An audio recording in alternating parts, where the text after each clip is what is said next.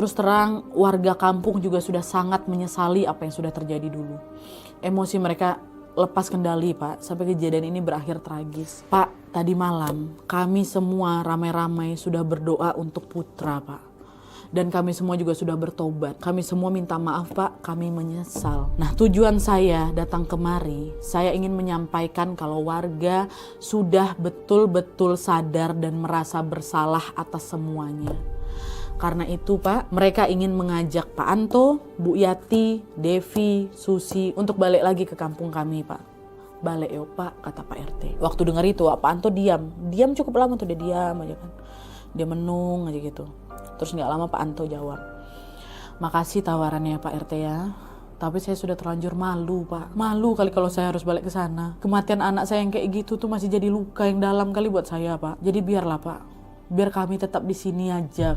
Gue Pak Anto menolak niat baik dari Pak RT karena trauma atas hal yang sudah menimpa keluarganya itu pasti memang sulit kali dilupakan kan, Pak. Di situ Pak RT juga bisa memahami keputusannya Pak Anto. Cuman yang penting bagi Pak RT, dia sebagai pribadi dan juga sebagai perwakilan warga sudah berusaha untuk menunjukkan niat baiknya. Oh ya udah, kalau memang itu pilihan Bapak nggak apa-apa. Setelah percakapan itu, Pak RT pun pamit pulang, sementara Pak Anto dan keluarganya tetap melanjutkan hidup mereka di tempat yang baru nih, di desa sebelah. Pak Anto mau membuka lembaran baru dan memberikan kesempatan untuk keluarga mereka ini kembali hidup normal lah gitu kan, Pak ya. Tapi sayangnya kehidupan mereka setelah ini tidak bisa berjalan seperti semula, Wak. Kata nenek dan kakeknya Wawa, setelah kejadian itu, Devi sering tertimpa masalah yang silih berganti, Wak. Devi betul-betul ketiban sial seperti yang selama ini warga takutkan.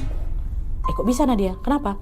Karena, Wak, menurut kepercayaan warga di kampung mereka dulu, orang yang sudah menjadi ogak ini bukan cuma bawa kesialan untuk dia aja, tapi juga bisa menimpa orang yang dulu jadi partnernya atau jadi pasangannya dalam perbuatan dosa itu. Jadi kalau misalnya Putra ini diyakini sudah menjadi ogak, warga juga jadi percaya Devi sebagai pasangannya itu akan ikut tertimpa kesialan juga sepanjang hidupnya. Karena dia pasangannya si ogak, dia partnernya si ogak dalam melakukan dosa besar itu. Betul, Wak, kata si Devi ini kena sial terus. Ketidakberuntungan yang Devi alami apa? Waktu anaknya lahir, Wak, anaknya ini tidak sempurna, tidak normal lah gitu. Dia nggak bisa ngomong, dia cuman bisa terbata-bata aja ngomongnya sampai besar. Dan katanya juga ya, mohon maaf ini suara anaknya itu, ini mohon maaf ya kata Wawa, suaranya itu kayak suara kodok gitu loh. Dah, waktu tahu itu warga langsung mengaitkanlah kondisi anaknya ini dengan kepercayaan mereka tentang pasangan ogak yang akan terus membawa sial.